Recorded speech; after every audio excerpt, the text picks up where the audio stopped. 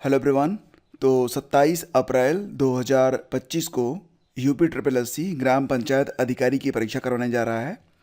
तो इसके पहले जो पहले का क्वेश्चन पेपर है, यानी कि इसके पहले जो ग्राम पंचायत अधिकारी की परीक्षा हुई थी, विलेज डेवलपमेंट ऑफिसर की परीक्षा हुई थी।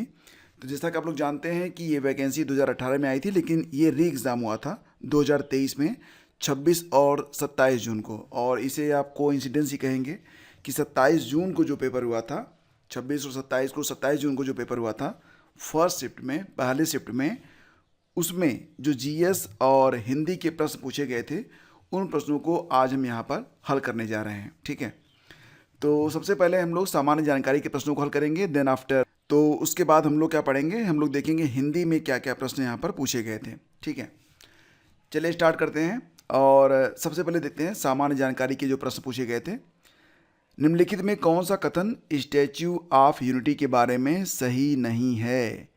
स्टैच्यू ऑफ यूनिटी के बारे में क्वेश्चन पूछा गया था, कौन सा क्वेश्चन सही नहीं है?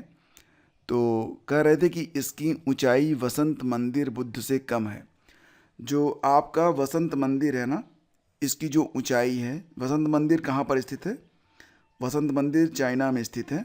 इसे क्या कहते हैं? Spring temple Buddha. ठीक है, तो ये कहाँ पर है? ये हेनान लूसान काउंटी चीन में स्थित है।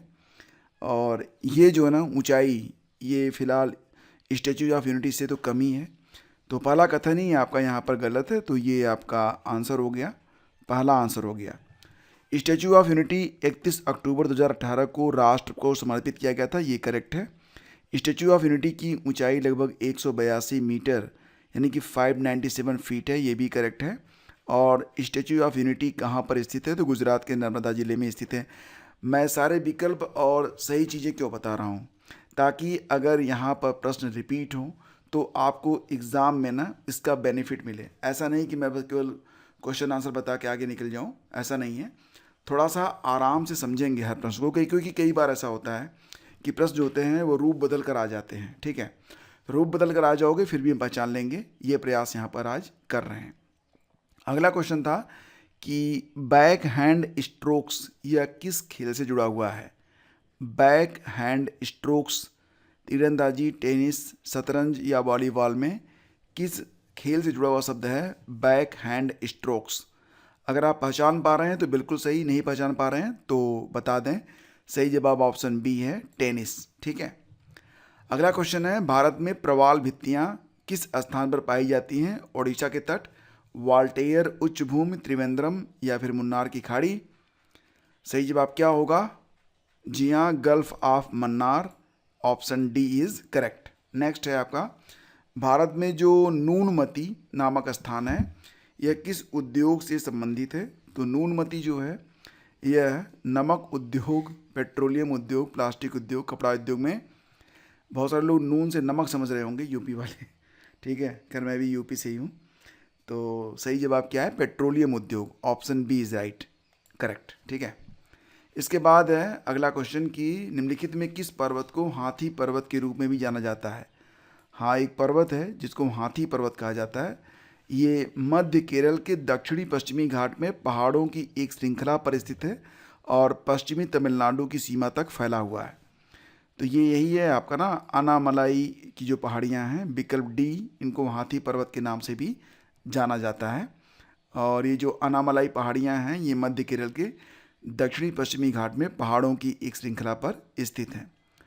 अगला क्वेश्चन पूछा गया था, उत्तर प्रदेश का सबसे बड़ा सौर ऊर्जा संयंत्र किस जिले में स्थापित किया गया है?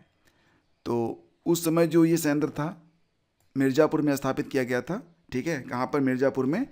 कब बना था ये? 2018 में बना था, 2018 में। और किस देश के सहयोग से बना था? आप में से कोई जानता है, किसी को याद है? तो देखो ये ना हमने फ्रांस के सहयोग से इसे बनाया था। हमने मदद किसकी ली थी? फ्रांस की। अगला क्वेश्चन था कि कौन सा कथन बृहस्पति ग्रह के बारे में सही है? जुपिटर के बारे में पूछे हैं, कौन सा कथन जो है सही है? सौरमंडल में सबसे छोटा दिन इसका है। थोड़ा सा आपको लग रहा होगा कि ये गलत है, लेकिन ये सही है। सौरमंडल में सबसे छोटा दिन जो है जुपिटर का ही है। एग्जैक्टली अगर आप जुपिटर पर जाएंगे तो वहाँ पर जो आपको दिन मिलेगा ये 9 घंटे लगभग 55 मिनट का मिलेगा। ठीक है, 9 घंटे 55 मिनट का ही वहाँ पर दिन होता है, लगभग 10 घंटे आप मान के चलो। ठीक है, तो ये ध्यान रखना। और यह एक ऐसा ग्रह है जिसमें कोई गैस नहीं है, तो ये बात तो गलत है। जो बृहस्पति ग्रह है, जुपिटर है, यह पूरी तरह से गैसीय ग्रह ही है, वहाँ पर सतह नहीं है, हम वहाँ पर लैंड कर ही नहीं सकते हैं। इसके केवल 2 चंद्रमा हैं, ये बात भी गलत है। जुपिटर के कुल 95 चंद्रमा हैं। बृहस्पति सौरमंडल का दूसरा सबसे बड़ा ग्रह है, तो दूसरा नहीं भाई साहब, यह पहला सबसे बड़ा ग्रह है। ठीक है, तो सही क्या था, केवल विकल्प ए सही था, जो कि हमें गलत लग रहा था, ये सही था यहाँ पर। अगला क्वेश्चन है कि कुद्रेमुख जो कर्नाटक राज्य की तीसरी सबसे ऊंची चोटी है, जो चिकमंगलुरु जिले में स्थित है, यह विशेष शिखर एक जानवर के चेहरे के आकार का है। वह जानवर कौन सा है? तो कुद्रेमुख जो पहाड़ है यह घोड़े जैसा दिखता है। ठीक है, विकल्प ए आपका यहाँ पर करेक्ट है। अगला है कि मृणालिनी साराभाई निम्नलिखित में किस कला रूप से जुड़ी थी? तो मुख्य रूप से तो ये भरतनाट्यम के लिए, लेकिन ये कथकली भी जानती थी। तो बी और डी विकल्प दोनों सही हैं। मोस्ट अप्रोप्रिएट यहाँ पर ऑप्शन बी ही मानेंगे। ठीक है, त्रिरश्मि बौद्ध गुफा परिसर जहाँ 3 नई गुफाएं खोजी गई हैं, यह महाराष्ट्र में स्थित है, तो इसका उत्तर था विकल्प डी, महाराष्ट्र। ठीक है, अगला क्वेश्चन क्या पूछा था कि कौन सा राष्ट्रीय उद्यान एक टाइगर रिजर्व भी है? आप जानते हैं ना कि जो आपका हेमिस राष्ट्रीय उद्यान है ये कहाँ पर स्थित है? तो ये मिलेगा आपको लद्दाख में। ठीक है, लद्दाख में मिलेगा ये। नेक्स्ट पूछा था कि पन्ना राष्ट्रीय उद्यान जो कि कहाँ पर स्थित है? एमपी में है। केलादेव मिलेगा आपको राजस्थान में, और नंदा देवी कहाँ पर मिलेगा? उत्तराखंड में। तो जो पन्ना राष्ट्रीय उद्यान है यह एक टाइगर रिजर्व भी है, तो सही उत्तर था इसका विकल्प बी। अगला क्वेश्चन देखते हैं। अगला क्वेश्चन पूछा गया था कि निकट दृष्टि दोष को ठीक करने के लिए किस प्रकार के लेंस का उपयोग किया जाता है? तो कनकेव लेंस होता है ये। ठीक है, कनकेव लेंस को प्रयोग में लाया जाता है, विकल्प डी सही है, अवतल लेंस। किस राज्य में विश्व का एकमात्र तैरता राष्ट्रीय उद्यान केबुल लामजाओ राष्ट्रीय उद्यान स्थित है? केबुल लामजाओ राष्ट्रीय उद्यान मिलेगा आपको मणिपुर में, तो इस प्रश्न का विकल्प डी सही है। ठीक है, अगला क्वेश्चन होगा आपका कि निम्नलिखित में किस भारतीय वैज्ञानिक ने तारों की संरचना और विकास के लिए महत्वपूर्ण भौतिक प्रक्रियाओं के सैद्धांतिक अध्ययन पर अपने कार्य के लिए नोबेल पुरस्कार जीता था? ठीक है, तो देखो ये जो नोबेल पुरस्कार उनको मिला था ये 1983 में मिला था। ठीक है, 1983 में मिला था फिजिक्स के लिए यस चंद्रशेखर को, विकल्प ए करेक्ट है आपका। ठीक है, अगला क्वेश्चन देखते हैं। हानिकारक यूवी पराबैंगनी किरणों से हमारी रक्षा करने के लिए वायुमंडल की निम्नलिखित परतों में किसमें ओजोन परत मौजूद है? बार बार ये प्रश्न मैं आपको बता चुका हूँ, ट्रोपोस्फियर, यानी कि विकल्प आपका सही है, विकल्प ए, जिसे आप क्षोभ मंडल कहते हैं। ठीक है, अगर आप लगातार जुड़े हुए हैं हमसे तो ये प्रश्न मैं पिछले 10 दिनों में 10 बार तो बताया हूँगा आपको। भारत में पहला 3D मुद्रित त्रिआयामी मुद्रित डाकघर जो है बनाया गया था, यह बेंगलुरु में बना था, विकल्प ए सही है। अब तो कई सारी इमारतें बन चुकी हैं 3D मुद्रित 3D प्रिंटिंग से। ठीक है, नेक्स्ट आपका है ज्योति तीव्रता को एक इकाई में व्यक्त किया जाता है, उसका नाम क्या है? तो इसको CD से व्यक्त करते हैं और इसे कहते हैं कैंडेला, विकल्प बी आपका यहाँ पर करेक्ट है। अगला क्वेश्चन है किसका जलीय घोल आँखों के लिए कमजोर प्रतिरोधी यानी कि एंटीसेप्टिक के रूप में प्रयोग में लाया जाता है? तो ये क्या होता है जानते हैं आप? इसका उत्तर बनेगा विकल्प ए, बोरिक एसिड। बोरिक एसिड आपका बिल्कुल करेक्ट है, ध्यान रखना है इसको। अगला क्वेश्चन था कि केंद्रीय गृह मंत्री अमित शाह ने निम्नलिखित में से किस शहर में सुरक्षित शहर परियोजना का शुभारंभ किया था? देखो ये जो करंट है ना अब नहीं पूछे जाएंगे, लेकिन इससे आपको ये आइडिया लगेगा कि किस प्रकार के प्रश्न एग्जाम में पूछे जाते हैं।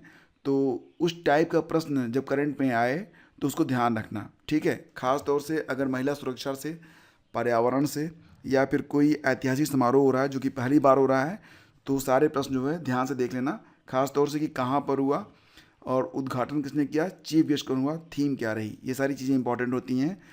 तो सुरक्षित शहर परियोजना जो है ये स्टार्ट की गई थी कहाँ से? बेंगलुरु से स्टार्ट हुई थी, विकल्प बी आपका यहाँ पर बिल्कुल करेक्ट है। अगला क्वेश्चन पूछा गया था कि निम्नलिखित में से किस बंदरगाह ने हाल ही में बंदरगाह नौवहन और जल मार्ग मंत्रालय द्वारा उच्चतम कार्गो को संभालने के लिए 2022-23 के लिए सर्वश्रेष्ठ पूर्ण प्रदर्शन सूचकांक के लिए सागर श्रेष्ठ सम्मान पुरस्कार को प्राप्त किया है? तो कोचीन बंदरगाह को यह पुरस्कार मिला था, कोचीन बंदरगाह प्राधिकरण केरल को। विकल्प सी आपका यहाँ पर सही था। इसके बाद है कि कौन सा देश कार्बन डाइऑक्साइड आयात करने और इसे समुद्र के नीचे दफनाने वाला पहला देश बन गया? तो ये डेनमार्क बना था। ठीक है, तो ऐसे मतलब जो प्रश्न हैं वो बनते हैं कई बार एग्जाम में। नेक्स्ट आपका है कि कृषि और किसान कल्याण मंत्रालय और नेफेड द्वारा पहला बाजरा अनुभव केंद्र MEC कहाँ पर शुरू किया गया था? तो बाजरा अनुभव केंद्र कहाँ पर खुला था? आपको याद होगा, नई दिल्ली में। विकल्प सी सही है।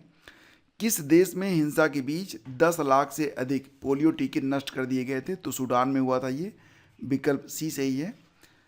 अगला क्वेश्चन था कि हाल ही में रेमन मैग्सेसे अवार्ड फाउंडेशन के सदस्यों ने व्यक्तिगत रूप से 64 साल के इंतजार के बाद निम्नलिखित में से किस अंतर्राष्ट्रीय व्यक्तित्व को 1959 का रेमन मैग्सेसे पुरस्कार प्रदान किया था? दलाई लामा। ठीक है, दलाई लामा। और अगला क्वेश्चन है 42वें आसियान शिखर सम्मेलन का जो विषय है आसियान मामले, आसियान अफेयर्स लिखा हुआ है, जबकि इसका जो था आसियान मैटर्स करके था, आसियान मैटर्स। ठीक है, और इसके आगे क्या था? डैश के आगे था, ये था EP सेंटर ऑफ ग्रोथ, यानी कि विकल्प डी आपका यहाँ पर सही था। ठीक है, 125 का डी ऑप्शन सही था। फिर अगला क्वेश्चन था कि अब देखो बात यहाँ पर हो रही है 42वें आसियान शिखर सम्मेलन के बारे में। थोड़ा सा आपको बताना चाहूँगा कि जो 2025 में 44वां और 45वां आसियान समिट हुआ है, ये कहाँ पर हुआ है? ध्यान रखना कि 2025 में आसियान का 44वां और 45वां जो समिट था, ये कहाँ पर आयोजित किया गया था? ध्यान देना कहाँ पर? वियंतियाने लाओ PDR में आयोजन किया गया था। इसकी थीम क्या थी? ASEAN enhancing connectivity and resilience. ठीक है, फिर आगे बढ़ते हैं। महिला क्रिकेटरों को सम्मानित करने के लिए डेवी हॉकले मेडल किस देश ने स्टार्ट किया था? तो डेवी हॉकले मेडल को कौन सा देश प्रदान करता है? तो ये मेडल जो है न्यूजीलैंड प्रदान करता है। विकल्प डी आपका यहाँ पर सही था। फिर अगला क्वेश्चन था कि उड़ीसा के निम्नलिखित में से किस जिले ने गर्भवती महिलाओं की स्थिति पर नज़र रखने के लिए निरीक्षण ऐप को लॉन्च किया था? तो गंजम जिला। विकल्प बी इसका बिल्कुल करेक्ट था। अगला क्वेश्चन देखते हैं। नोबेल पुरस्कार वर्ष 1901 से दुनिया भर में पुरुषों और महिलाओं को सम्मानित किया जा रहा है। वर्ष 1968 में निम्नलिखित क्षेत्रों में किस क्षेत्र को जोड़ा गया था? तो अर्थशास्त्र। ठीक है, बाकी जो पुरस्कार थे 1901 से दिए जा रहे हैं। अर्थशास्त्र जो है यह कब शुरू हुआ था? ये 1968 से स्टार्ट किया गया है। राष्ट्रीय सांख्यिकी कार्यालय ने कहा कि 2022-23 के लिए मौजूदा कीमतों पर अनुमानित वार्षिक प्रति व्यक्ति आय कितनी है? तो ये था आपका 1.72 लाख, यानी कि 1,72,000। तो विकल्प बी आपका सही है। अगला क्वेश्चन था कि शांति का समुद्र सी ऑफ ट्रैंक्विलिटी किस खगोलीय पिंड से जुड़ा हुआ है? तो इसका उत्तर था चांद, यानी कि मून से। विकल्प ए सही है। अगला क्वेश्चन ये पूछा गया था कि कौन सा पृथ्वी पर समुद्र तल से सबसे गहरा बिंदु है? तो पृथ्वी तल पर जो है समुद्र तल से सबसे जो गहरा बिंदु है वो मारियाना ट्रेंच है। विकल्प डी आपका यहाँ पर सही है। एग्जैक्टली जो डीप है उसका नाम है चैलेंजर डीप, और ये मारियाना ट्रेंच में स्थित है। मारियाना ट्रेंच जो है यह प्रशांत महासागर में स्थित है, ये भी याद रखिएगा। फिर अगला बिंदु है कि कौन सा संस्थान वित्तीय स्थिरता रिपोर्ट को प्रकाशित करता है? वित्तीय स्थिरता रिपोर्ट थोड़ा सा आपको लगेगा अननोन सा। इसकी इंग्लिश फाइनेंशियल स्टेबिलिटी रिपोर्ट होती है, जिसको इंडिकेट करते हैं FSR से। ये रिपोर्ट जो है रिजर्व बैंक ऑफ इंडिया के द्वारा प्रकाशित किया जाता है। विकल्प डी आपका यहाँ पर करेक्ट है। इसके बाद अगला क्वेश्चन देखते हैं। ये पूछा गया था कि किस स्थल पर झारखंड में कोयला क्षेत्र स्थित है? तो लोहरदगा भी झारखंड में ही है, लेकिन जो कोयला क्षेत्र है उसके बारे में पूछ रहे हैं, तो ये झरिया होगा। विकल्प ए आपका करेक्ट है। संविधान के किस अनुच्छेद के तहत भारत के किसी भी राज्य में राष्ट्रपति शासन लागू किया जाता है? तो इमरजेंसी जो है ना वो 3 अनुच्छेद में है। 352 में है, 356 में है और 360 में है। आप ये बताइए कि इसमें जो वित्तीय आपातकाल है वह किस अनुच्छेद के अंतर्गत आता है, बताओ। फिलहाल यहाँ पर तो ये है कि किसी भी राज्य में जो राष्ट्रपति शासन लगता है वो अनुच्छेद 356 के अंतर्गत लगता है, तो विकल्प बी इसका यहाँ पर करेक्ट है। भारत के राज्य में राज्य वित्तीय निगम ने मुख्य रूप से निम्नलिखित में से किसके विकास के लिए सहायता दी है, तो ये था मध्यम और लघु उद्योग, विकल्प सी आपका यहाँ पर करेक्ट था। मध्यम और लघु उद्योग, medium and small scale industries, विकल्प सी आपका यहाँ पर करेक्ट है। फिर आपसे ये पूछा गया था कि जिस दर पर भारतीय रिजर्व बैंक वाणिज्यिक बैंकों को पैसा उधार देता है, ठीक है, तो जब उधार देता है उसे कहते हैं रेपो रेट, ठीक है। प्रेजेंट टाइम में जो रेपो रेट है वो कितनी है, कोई बता सकता है? तो ध्यान देना कि 9 अप्रैल 2025 से रिजर्व बैंक ऑफ इंडिया ने रेपो रेट को ना कम कर दिया है। पहले ये रेपो रेट कितना था, 6.25 था, 6.25%, लेकिन अब प्रेजेंट में यह हो गया है 6.00%, तो कमी हुई है। तो ये नया वाला है, ये लागू हुआ है 9 अप्रैल 2025 से इसे लागू किया गया है, ठीक है, ध्यान रखना। 6 कितना है, 6, रेपो रेट कितना है, 6%। नेक्स्ट है आपका, निम्नलिखित झीलों में कौन सी एशिया की दूसरी सबसे बड़ी मीठे पानी की झील है जो जम्मू और कश्मीर में है? तो देखो इसका उत्तर तो बनेगा विकल्प बी, वूलर झील है। अगर कोई आपसे ये पूछ ले कि दुनिया की सबसे बड़ी जो फ्रेश वाटर लेक है वो कौन सी है, तो यह बैकॉल झील है जो कि रूस में स्थित है, ठीक है। बैकॉल झील कहाँ पर है, रूस में स्थित है। अगला क्वेश्चन पूछा गया था कि भारत का पहला liquid mirror telescope, international liquid mirror telescope ILMT, किस वेधशाला में स्थापित किया गया है? तो इसका उत्तर था देवस्थल वेधशाला जो कि उत्तराखंड नैनीताल में स्थित है, ठीक है। नेक्स्ट था कि शूद्रक द्वारा जो किताब लिखी गई है मृच्छकटिकम, मृच्छकटिक कहा गया है, मृच्छकटिकम लिखा गया है, माटी की गाड़ी, मृच्छकटिकम का मतलब माटी की गाड़ी, तो यह क्या है, यह संस्कृत में लिखा गया एक नाटक है, विकल्प बी आपका सही है। तो मृच्छकटिकम के लेखक कौन है, शूद्रक है। नेक्स्ट है आपका, भारतीय संविधान की अनुसूची जो अनुसूचित भाषाओं के बारे में, शेड्यूल्ड लैंग्वेज कितनी भाषाएं हैं, 22 भाषाएं हैं, और ये मिलती हैं आपको 8वीं सूची में, विकल्प डी सही है। और भारत में जो प्रवासी भारतीय दिवस प्रत्येक 2 वर्ष में एक बार 9 जनवरी को मनाया जाता है, पहली बार इसे 2003 में मनाया गया था, और अभी हाल ही में 2025 वाला जो था ये उड़ीसा में मनाया गया था, भुवनेश्वर में। और उड़ीसा के भुवनेश्वर में जो चीफ गेस्ट बनाए गए थे, ध्यान रखना कि 2025 में 18वां भारतीय प्रवासी दिवस मनाया गया था, भारतीय प्रवासी दिवस, और इसमें चीफ गेस्ट कौन थे, क्रिस्टिना कार्ला कंगालू जो कि राष्ट्रपति हैं कहाँ की, त्रिनिदाद और टोबैगो की, ठीक है। अगला क्वेश्चन था कि किस स्थान पर पुजारी राजाओं की मूर्ति मिली है, आसान क्वेश्चन था, मोहनजोदड़ो में, विकल्प सी सही है। भारतीय राहत और सामाजिक कार्य करने के लिए 1896 में रामकृष्ण मिशन की स्थापना स्वामी विवेकानंद ने की थी, इस प्रश्न का विकल्प ई करेक्ट होगा, स्वामी विवेकानंद वाला। फिर ये क्वेश्चन था कि the birth of new India जो किताब है इसकी लेखिका कौन है, the birth of new India जो किताब है इसकी लेखिका कौन है, तो डेफिनेटली इसका उत्तर आपको पता होगा, विकल्प be Annie Besant correct answer है।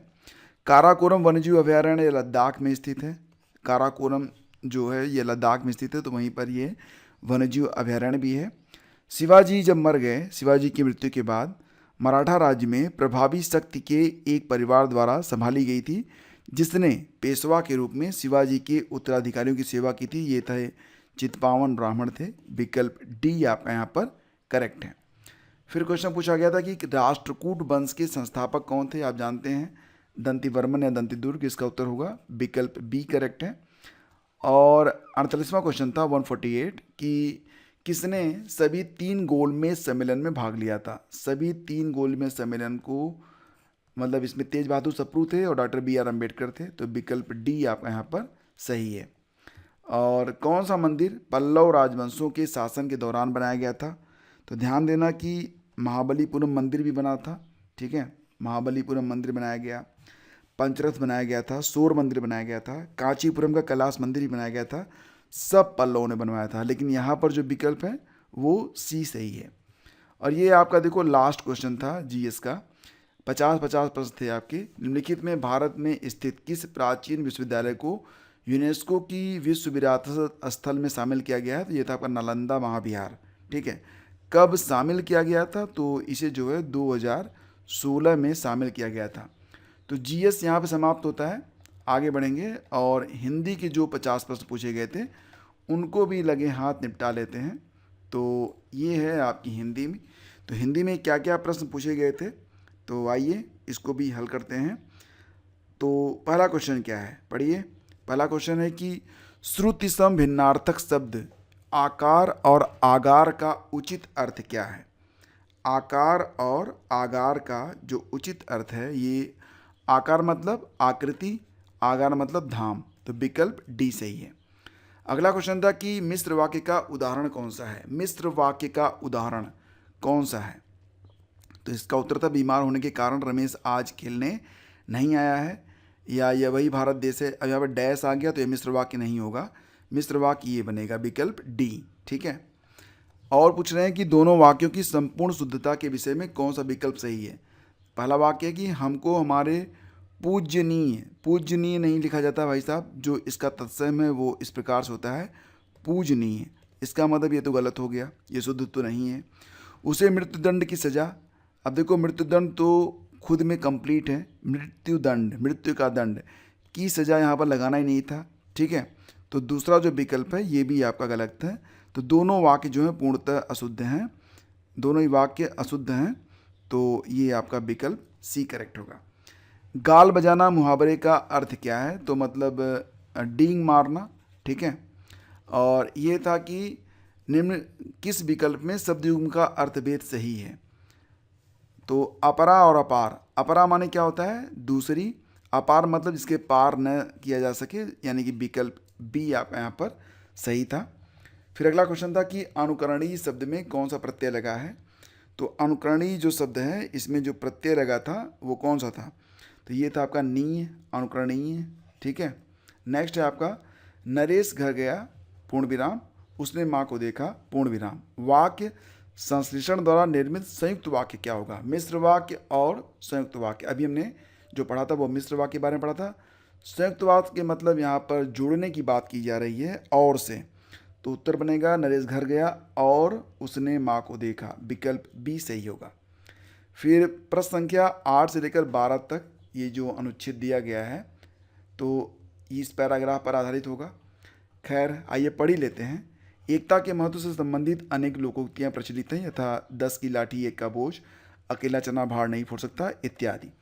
एक तिनके की क्या हस्ती, लेकिन जब वही तिनका संगठित होकर रस्सी बन जाता है तब इससे बलशाली हाथी भी बन जाता है। एक ईंट की क्या बिसात, लेकिन जब वही ईंटें मिलकर दीवार बनाती हैं तब उसे तोड़ना मुश्किल हो जाता है। एक बूंद जल का क्या अस्तित्व, लेकिन जब इन्हीं बूंदों के मेल से सागर का निर्माण होता है तो उसे लांघना दुष्कर हो जाता है। एक चींटी की क्या औकात, लेकिन जब ये छोटी सी चींटियाँ एक साथ हो जाती हैं तब अपने से बड़े आकार के जीवों को चट कर जाती हैं। और एकता के महत्व से संबंधित एक किसान और उसके बच्चों की और लकड़ी के टुकड़ों की कथा प्रचलित है। लकड़ी के टुकड़े जब अलग अलग रहते हैं तब बच्चों द्वारा वो आसानी से तोड़ दिए जाते हैं, लेकिन वही टुकड़े जब संगठित होकर गट्ठर बन जाते हैं तब बच्चे तोड़ नहीं पाते हैं। इन दृष्टांतों से स्पष्ट है एकता में ही बल है। ठीक है, एकता में ही बल है। अब इस पर आधारित प्रश्न है, जैसे कि अकेला चना भाड़ नहीं फोड़ सकता, मतलब अकेला व्यक्ति कुछ नहीं कर सकता, विकल्प ए आपका सही है। अगला क्वेश्चन है कि इस गद्यांश का उपयुक्त शीर्षक लिखिए, तो ये हो जाएगा आपका, देखो सबसे शुरू या सबसे अंत में आपको टॉपिक मिल जाता है एकता में बल यहाँ पर। तो यहाँ से देखते हैं इसका सही उत्तर क्या बनेगा। तो संगठन में शक्ति, यही इसका सही जवाब है।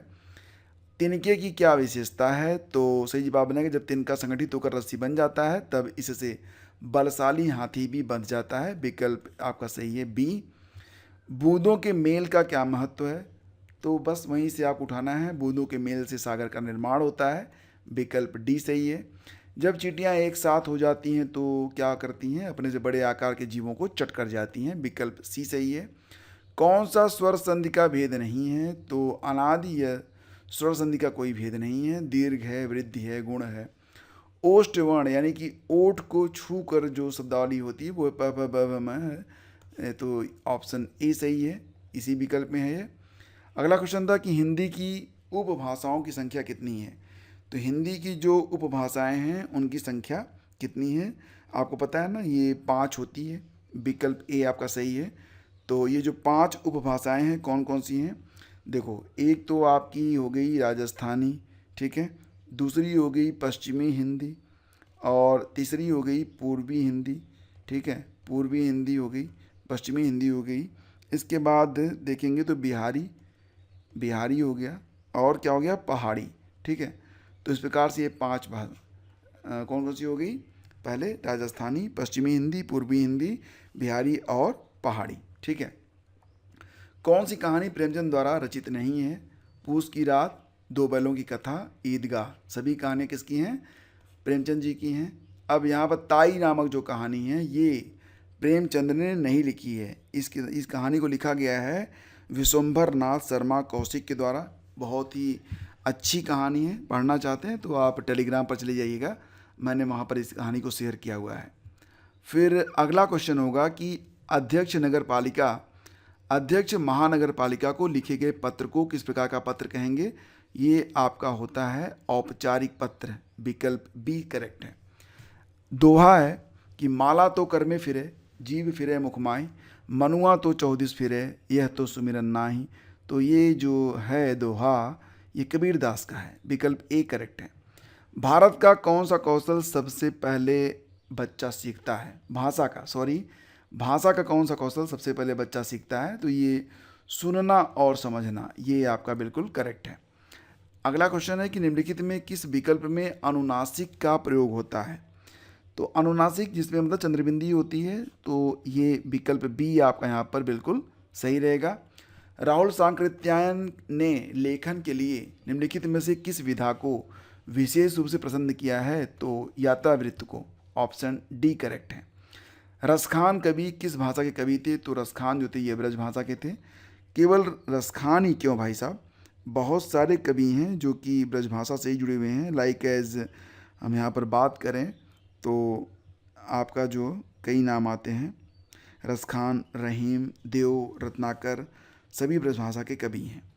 अगला क्वेश्चन था कि अपादान कारक युक्त वाक्य है, अपादान कारक मतलब अलग होना, अपादान मतलब जैसे कि पेड़ से बिल्ली कूदी तो पेड़ से बिल्ली क्या हुई, अलग हो गई। तो इस प्रकार छत से उतरी हुई लता मुरझा गई है, तो विकल्प सी आपका यहाँ पर इसमें है आपका अपादान कारक। अगला क्वेश्चन ये पूछा था कि नाम धातु क्रिया का प्रयोग किस विकल्प में होता है। तो नाम धातु क्रिया कौन सी होती है, जो संज्ञा सर्वनाम से बनती है उसे कहते हैं नाम धातु क्रिया। तो संज्ञा सर्वनाम या विशेषण में प्रत्यय जोड़कर इसे बनाया जाता है। जैसे हाथ से हथियाना, तो यहाँ पर देखेंगे उसने मेरी सारी संपत्ति हथिया ली है, तो ये हाथ से हथियाना हो गया ना, तो ये हो गया आपका नाम धातु क्रिया, विकल्प सी आपका करेक्ट है। निम्नलिखित में अत्याचार शब्द में कौन सा उपसर्ग है, अत्याचार, अतिधन, आचार, ठीक है। तो इसका जो सही उत्तर आपसे पूछ रहे हैं वो क्या रहेगा, सही जवाब फ्रेंड्स इसका क्या है बताओ, विकल्प ए सही होगा इसका, ठीक है, अति। ऑप्शन है 26वां क्वेश्चन है, इसमें क्या है कि किस विकल्प में विलोम युग्म सही नहीं है। रुक्ष का स्निग्ध होता है, सही है। समास का क्या होता है, समास का विग्रह होता है, तो ये सही नहीं है। बाकी सब यहाँ पर सही मान सकते हैं, हालांकि निर्धवा भी, इस पर भी सवाल उठ सकते हैं, लेकिन यहाँ पर आयोग ने सही नहीं है, तो इसमें जो उत्तर माना है वो समास और व्यास को माना है। यथाशक्ति का सही विग्रह होगा जितनी शक्ति, विकल्प सी करेक्ट है। अपूर्ण भूतकाल का प्रयोग किसमें हुआ है, ज्ञानू रोया, तो पता नहीं चल रहा कुछ, ज्ञानू सो गया था, मामला ख़त्म हो गया था। ज्ञानू 1 घंटे से सो रहा है, ये प्रेजेंट कंटिन्यूअस है। ज्ञानू रो रहा था मतलब ये पास्ट कंटिन्यूअस में आएगा अपूर्ण भूतकाल में, तो विकल्प डी यही हमारा जो है वो आंसर है। अभीष्ट का जो है संधि विग्रह आपसे पूछ रहे थे, तो इसका जो संधि विग्रह होगा क्या होगा, विकल्प बी सही है, अभिधन ईष्ट, विकल्प बी सही है। अगला क्वेश्चन ये पूछे थे कि मुदित महिपत मंदिर आए, सेवक सचिव सुमंत बुलाए, इस पंक्ति में कौन सा अलंकार है। तो देख रहे हैं आप, यहाँ पर मैं आपको बताता हूँ, देखो मुदित में मैं, महिपत में मैं, मंदिर में मैं, और ये देखो स स स, ठीक है। तो मैं स स स, जब एक ही वर्ण की बार बार बारंबारता हो वहाँ पर अनुप्रास अलंकार होता है, विकल्प सी सही है। फूले कांस सकल महिषाई, फूले कांस सकल महिषाई, जनु वर्षा ऋतु प्रकट बुढ़ाई, जनु जानो जनो, मनु मानो मनो, अगर ये शब्द में आता है वहाँ पर उत्प्रेक्षा अलंकार होता है। विकल्प ए आपका यहाँ पर सही है। किस वाक्यांश के लिए प्रयुक्त शब्द सार्थक नहीं है? तो अनुचित बात के लिए दुराग्रह, ये बिल्कुल आपका सही रहेगा। जो सब कुछ जानता है उसे कहेंगे सर्वज्ञ, न कि उसे बहुज्ञ कहेंगे। तो ये जो है ना सार्थक नहीं था, विकल्प बी। तो मतलब यही हमारा आंसर है। जहाँ केवल रेत ही रेत हो मतलब मरुस्थल, ये भी सही है। और जल में जन्मने वाला जलज कहा जाता है, ये भी सही है। तो उत्तर बनेगा विकल्प बी। जहाँ जाया न जा सके, वाक्यांश के लिए एक शब्द होगा अगम्य, ठीक है, ऑप्शन सी। उन्मीलन का जो विलोम होता है निमीलन होता है, तो विकल्प डी करेक्ट है। राम को रूप निहारत जान की, कंकन के नग की परछाई, पंक्ति में श्रृंगार रस है, ऑप्शन डी करेक्ट है। किस रस का अस्थायी भाव रति होता है? तो ये श्रृंगार रस ही होता है, विकल्प डी आपका करेक्ट है। अगला क्वेश्चन पूछा था कि किस विकल्प में सभी शब्द परस्पर पर्यायवाची हैं? तो ये देखो बड़ा अच्छा प्रश्न पूछा था आपसे, और इसमें अगर आप देखेंगे तो सही उत्तर क्या निकल के आएगा? सही उत्तर आएगा इसका वृक्ष दुम बिडप, यानी कि विकल्प इसका जो सही है वो विकल्प डी सही है, ठीक है। कौन सा शब्द सागर का पर्यायवाची नहीं है? रत्नाकर भी सागर का पर्यायवाची है, बारिश भी है, अम्बुदी भी है। निर्झर जो होता है इसका जो अर्थ है वो झरने से है, न कि सागर से। तो यहाँ पर जो हमारा उत्तर है वो विकल्प सी है। कौन सा शब्द तत्सम है? तो पाषाण इसमें तत्सम शब्द है। चिक्कण का मतलब चिकना होता है, विकल्प डी सही है। परिवा का मतलब प्रतिपदा से होता है, विकल्प ए सही है।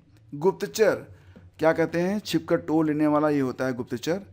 और किए गए उपकार को न मानने वाला, इसे कहेंगे कृतघ्न, तो विकल्प डी सही है। किस शब्द की वर्तनी सही है? उन्नति, ये तो गलत है। कनिष्ठ होना चाहिए था। अनुग्रहित, ये भी गलत है। सही जवाब केवल विकल्प बी में है, ठीक है। तो 44 का बी करेक्ट है। अगला क्वेश्चन पूछा था कि हाथ कंगन को आरसी क्या, लोकोक्ति का अर्थ क्या है? मतलब इसका मतलब हो जाएगा हाथ कंगन को आरसी क्या, प्रत्यक्ष को प्रमाण की आवश्यकता नहीं, विकल्प सी सही है। मनगढ़ंत, शिष्टता और घबराहट, इन शब्दों के लिंग बताइए। तो मनगढ़ंत भी एक स्त्रीलिंग है, शिष्टता और घबराहट तीनों ही स्त्रीलिंग हैं, तो विकल्प ए आपका यहाँ पर करेक्ट है। एक लाठी से हाँकना, मुहावरे का अर्थ क्या होगा? अच्छे बुरे का अंतर न करना, विकल्प डी सही है। और कौन सा शब्द तद्भव है? रुक्ष, खजूर, पल्लव, खरपर। तो खजूर को जब लिखते हैं तो क्या लिखते हैं? खरजूर लिखते हैं, तो ये जो है तद्भव है। और एक वचन बहुवचन का कौन सा युग्म सही नहीं है? घोड़ा का घोड़े, ये सही हो जाएगा। चिड़िया का चिड़िया, ये भी सही है। गली की गलियाँ, ये भी सही है। आंसू का आंसू, देखो आंसू खुद में बहुवचन है, तो ये एक तरीके से जो आंसुओं है ये कोई शब्द ही नहीं है, ठीक है। और अंतिम प्रश्न होगा कि समिति शब्द का बहुवचन क्या होगा? तो सही जवाब इसका बनेगा विकल्प डी, समितियाँ। तो ये हिंदी और जीएस के प्रश्न जो कि पूछे गए थे 27 जून 2023 को उत्तर प्रदेश अध्ययन सेवा चयन आयोग की ग्राम पंचायत अधिकारी समाज कल्याण अधिकारी परीक्षा के अंतर्गत। ये सेशन आपको अच्छा लगा है तो प्लीज़ इसे लाइक और शेयर कीजिएगा। बाकी जो PYQs हैं उस पर भी वीडियोज़ आपको मिलती रहेगी। अगर आप तैयारी कर रहे हैं UP SSSC PET की, या फिर RO की, या फिर UP PCS की, या फिर कोई भी प्रतियोगी परीक्षा जिसमें GS पूछा जाता है, तो आप हमारा जो GS बूस्टर है उसको ज्वाइन कर लीजिए। प्रतिदिन आपको बूस्टर के तौर पर डोज दी जाती है, ताकि आपका जो करंट हो, जो आपका इतिहास है, जो आपका भूगोल है, जो आपका GS है, सबसे स्ट्रॉन्ग रह सके, आप सबसे बेहतर अंक प्राप्त कर सकें। तो मिलते हैं आपसे अगले वीडियो में, तब तक के लिए आगे दीजिए। नमस्कार, जय हिंद।